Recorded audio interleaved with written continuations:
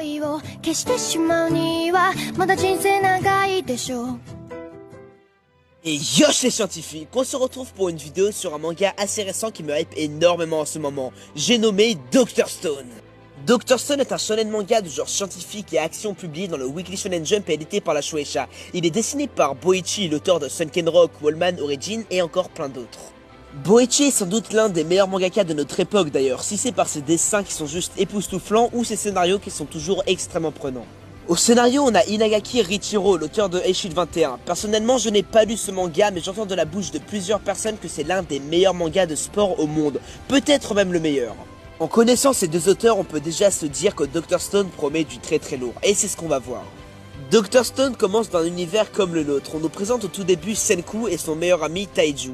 En pleine belle journée, avant que Taiju révèle ses sentiments à la fille qu'il aime, tous les humains se sont transformés en pierre. Malgré leur transformation en pierre, les humains sont toujours vivants et ils sont même conscients. Après des centaines d'années, Taiju et Senku sortent enfin de leur prison de pierre, et grâce au pouvoir de la science, ils décident ensemble de faire revivre l'humanité. Dans la suite, on va connaître l'antagoniste, que lui veut certes rebâtir l'humanité, mais à sa façon. Et sa façon n'est pas la plus amicale pour les humains emprisonnés en pierre, et surtout pas pour le reste des survivants. Bref, pour moi, Dr. Stone est l'un des mangas avec les concepts les plus prometteurs que j'ai pu lire jusqu'à aujourd'hui. Rebâtir l'humanité grâce à la science, mais c'est putain de génial! Découvrir comment l'humain peut survivre grâce à la volonté de vivre, l'expérience et une rapide adaptation, je trouve ça original, et c'est bien. C'est original du sens que dans les derniers gros mangas du Weekly Shonen Jump, les objectifs des personnages ne rapportent pas grand chose de nouveau.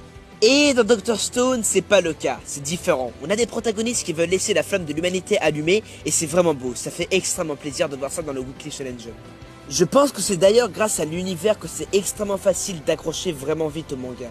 Ce que je veux dire par là, c'est que les protagonistes ont un univers entier à redécouvrir et ça peut être extrêmement intéressant et important pour la suite du manga.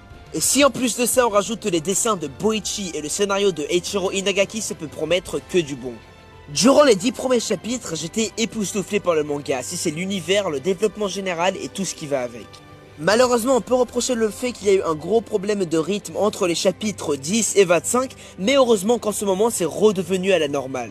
Les personnages en soi, je les ai trouvés extrêmement intéressants, surtout Senku qui est l'un des protagonistes les plus intéressants du Weekly Shonen Jump en ce moment.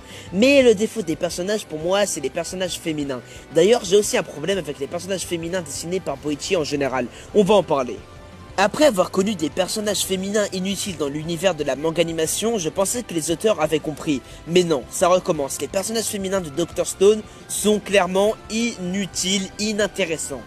Bon, ce défaut c'est pour le scénario, mais niveau dessin, le défaut c'est que dans les mangas de Boichi, les personnages féminins ont la même putain de gueule. Et c'est agaçant. Je vais pas vous mentir que dans Sunken Rock, j'ai confondu énormément de fois avec les personnages féminins de Boichi.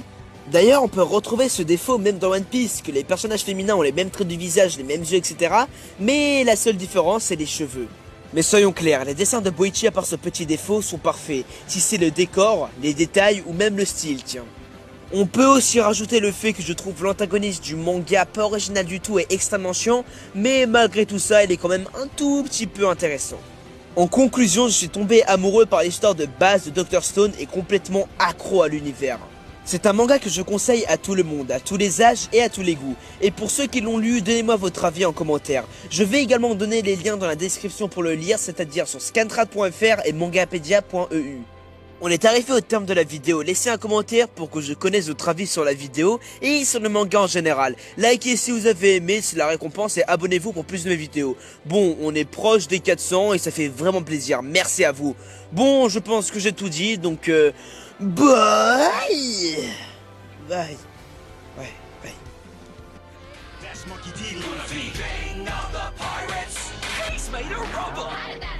Yo ho ho, he took a bite of gum gum.